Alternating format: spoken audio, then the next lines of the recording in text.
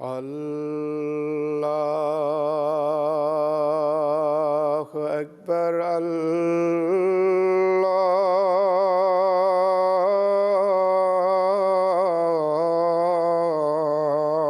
اکبر۔ حضرت عمر کے الہا اور عجز و انکسار کا کیا حال تھا وفات کے وقت، اس بارے میں ان کے بیٹے روایت کرتے ہیں۔ انہوں نے اپنے بیٹے کو کہا کہ میرے کفن میں میانہ روی سے کام لینا، اگر اللہ کے پاس میرے لیے خیر ہوگی تو مجھے اس سے اچھے لباس سے بدل دے گا، اگر میں اس کے سوا ہوں گا تو مجھ سے چھین لے گا اور چھیننے میں تیزی کرے گا، اور یہ میری قبر کے متعلق بھی کہ میری قبر کے متعلق بھی میانہ روی سے کام لینا، اگر اللہ کے پاس میرے لیے اس میں خیر ہے تو اس کو اتنا وسیع کر دے گا جہاں تک میری نظر جائے گی، اور اگر میں اس کے سوا ہوا تو وہ اسے مجھ پر تنگ کر دے گا کہ میری پسلیاں ٹوٹ جائیں گی، اور پھر میرے جنازے کے ساتھ کسی عورت کو نہ لے کے جانا، میری ایسی تعریف نہ بیان کرنا جو مجھ میں نہیں ہے، کیونکہ اللہ مجھے زیادہ جانتا ہے، اور جب تم مجھے لے جانے لگو تو چلنے میں جلدی نہ کرنا، اگر میرے لیے اللہ کے پاس خیر ہے تو تم مجھے اس چیز کی طرف بھیجتے ہو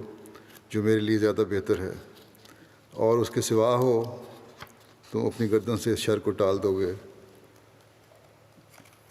جلدی یہ ہے، جب تم مجھے لے جانے لگے تو چلنے میں جلدی کرنا، اگر میرے لیے اللہ کے پاس خیر ہے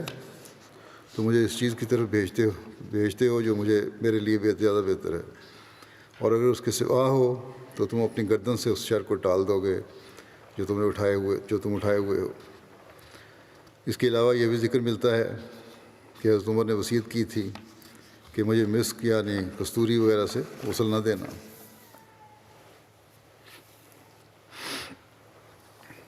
حضرت عثمان بن عفان سے مروی ہے کہ میں حضرت عمر کے پاس گیا جب ان کا سر ان کے بیٹے حضرت عبداللہ بن عمر کی ران پر تھا۔ حضرت عمر نے ان کو یعنی حضرت عبداللہ بن عمر کو کہا کہ میرا رخسار زمین پر رکھ دو۔ حضرت عبداللہ نے کہا میری ران اور زمین برابر ہی ہے، یعنی اس میں فاصلہ ہی کتنا ہے۔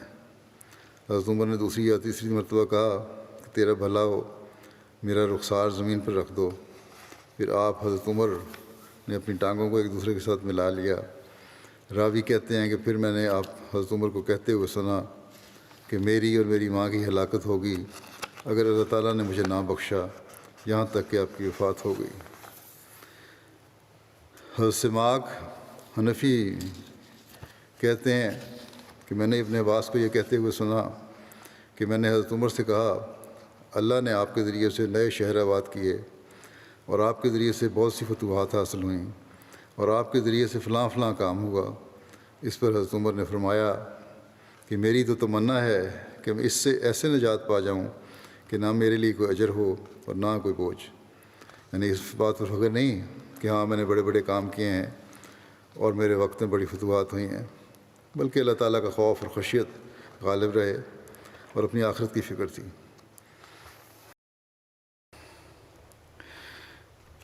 اللہ تعالیٰ نے قرآن کریم میں مومنین کی جو خصوصیات بیان فرمائی ہیں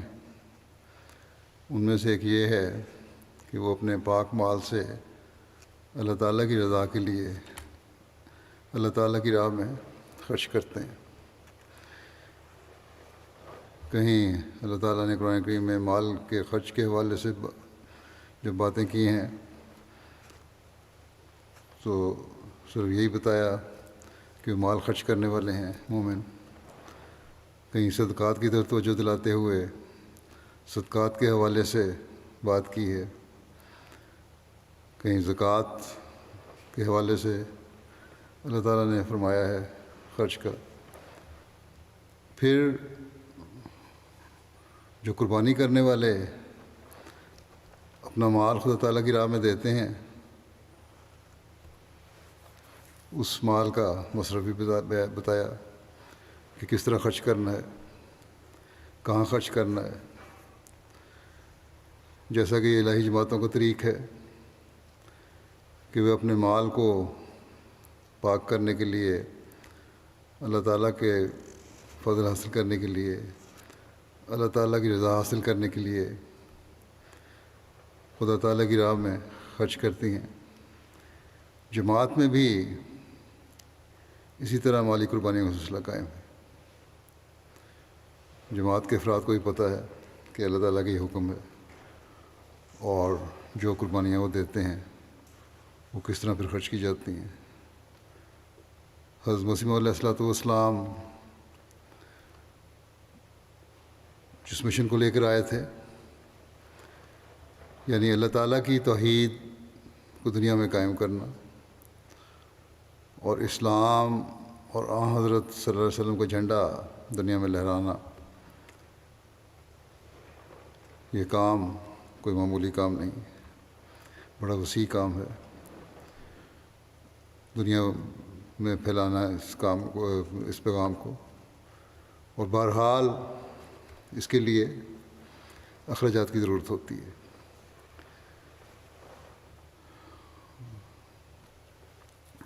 اور اللہ تعالیٰ کے فضل سے احباب جماعت اللہ تعالیٰ کے اس حکم کو سمجھتے ہوئے کہ اپنا مال خدا تعالیٰ کی راہ میں خرچ کرو، یہ اخراجات پورے کرنے کی کوشش کرتے ہیں۔ دنیا کے مختلف ممالک میں پھیلے ہوئے احمدی اپنی مالی قربانیوں کے ایسے ایسے نمونے پیش کرتے ہیں کہ جنہیں دیکھ کر انسان اس یقین پر پہلے سے بڑھ کر قائم ہو جاتا ہے کہ یقیناً حضرت مسیح علیہ السلام اللہ تعالیٰ کے وہی فرستادے ہیں جن کے ذریعے سے آخری زمانے میں اسلام کی خوبصورت تعلیم دنیا میں پھیلنی تھی۔ اگر اس ایک نشان کو مخالفین غور سے دیکھیں اور اپنے دلوں کے بغضوں کو نکال کر انصاف سے کام لیں تو احمدیت کی سچائی کی یہی نشانی ان کے دل بلا وجہ کی مخالفت سے پاک کر سکتی ہے، لیکن ان کے دل تو پتھروں سے بھی زیادہ سخت ہیں، خاص طور پر علماء کی، نام نہاد علماء کے۔ بہرحال ان کا معاملہ خدا تعالیٰ کے ساتھ ہے۔ حضرت حفصہ بنت عمر حضرت عمر کی دنیا سے بے رغبتی اور زہد کا ذکر کرتے ہوئے بیان فرماتی ہیں کہ انہوں نے ایک دفعہ اپنے والد بزرگوار سے کہا، اے امیر المومنین، مخاطب کیا، اور ایک روایت میں یہ ہے کہ یہ اس طرح مخاطب کیا کہ اے میرے باپ، اللہ نے رزق کو وسیع کیا ہے اور آپ کو فتوحات عطا کی ہیں اور کثرت سے مال عطا کیا ہے، کیوں نہ آپ اپنے کھانے سے زیادہ نرم غذا کھایا کریں اور اپنے اس لباس سے زیادہ نرم لباس پہنا کریں۔ حضرت عمر نے فرمایا، میں تم سے ہی اس امر کا فیصلہ چاہوں گا، کیا تمہیں یاد نہیں کہ رسول اللہ صلی اللہ علیہ وسلم کو زندگی میں کتنی سختیاں گزارنی پڑیں؟ راوی کہتے ہیں کہ آپ مسلسل حضرت حفصہ کو یہ یاد دلاتے رہے، یہاں تک کہ حضرت حفصہ کو رلا دیا۔ پھر حضرت عمر نے فرمایا، اللہ کی قسم، جہاں تک مجھ میں طاقت ہوگی میں رسول اللہ صلی اللہ علیہ وسلم اور حضرت ابوبکر کی زندگیوں کی سختی میں شامل رہوں گا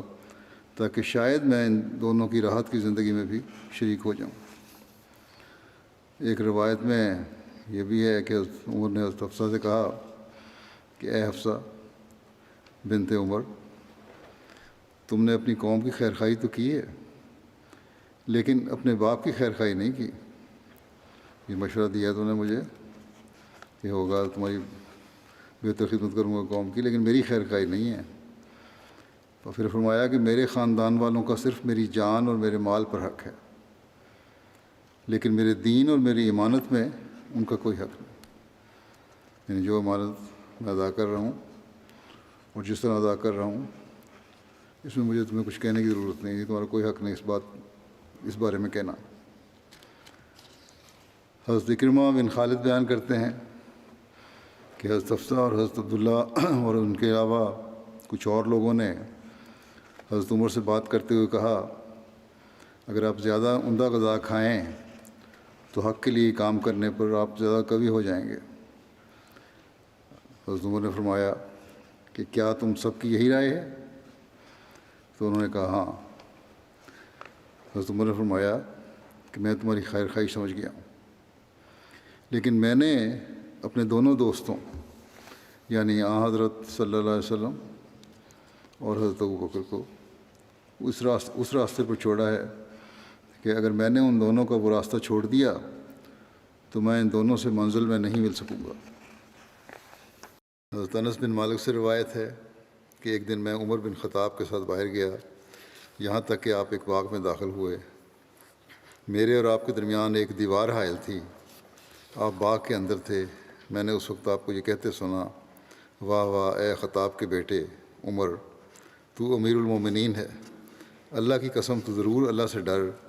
ورنہ وہ ضرور تجھے عذاب دے گا۔ حضرت عمر کی انگوٹھی پر یہ جملہ کندہ تھا کہ کفا بالموت واعظاً یا عمر، کہ اے عمر، واعظ ہونے کے لحاظ سے موت کافی ہے، یعنی اگر انسان موت کو یاد رکھے تو وہی نصیحت کرنے والی ایک چیز ہے، اور اپنی حالت کو ٹھیک رکھنے کے لیے یہی چیز کافی ہے۔ عبداللہ بن شداد کہتے تھے کہ میں نے حضرت عمر کی ہچکیاں سنی اور میں آخری صف میں تھا۔ آپ یہ تلاوت کر رہے تھے، انما اشکو بسی و حزنی الی اللہ،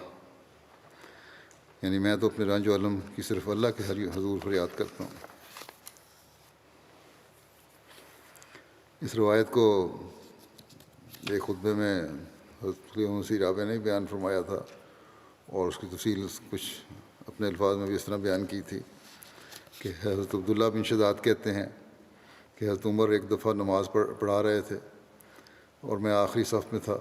لیکن حضرت عمر کی گریہ وزاری کی آواز سن رہا تھا۔ وہ یہ تلاوت کر رہے تھے، انما اشکو بسی و حسنی الی اللہ، کہ میں تو اپنے اللہ ہی کے سامنے اپنے سارے دکھ رویا کروں گا، کسی اور کے سامنے مجھے ضرورت نہیں ہے۔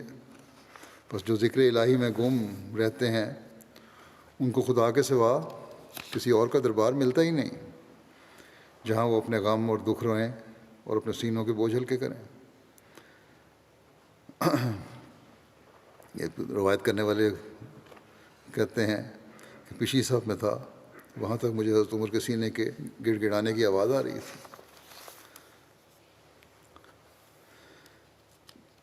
پرانے خدمت کرنے والوں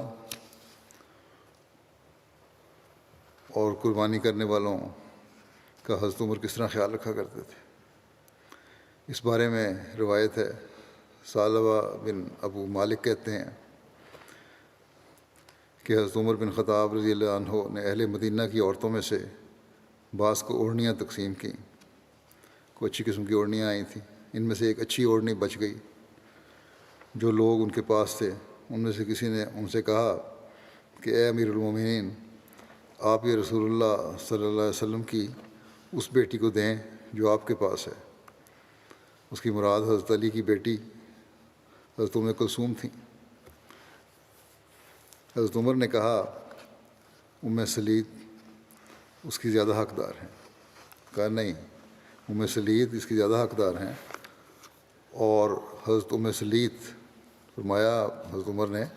کہ حضرت ام سلید ان انصاری عورتوں میں سے ہیں جنہوں نے رسول اللہ صلی اللہ علیہ وسلم کی بیعت کی تھی۔ حضرت عمر نے کہا وہ جنگ احد کے دن ہمارے لیے مشقیں اٹھا کر لاتی تھیں۔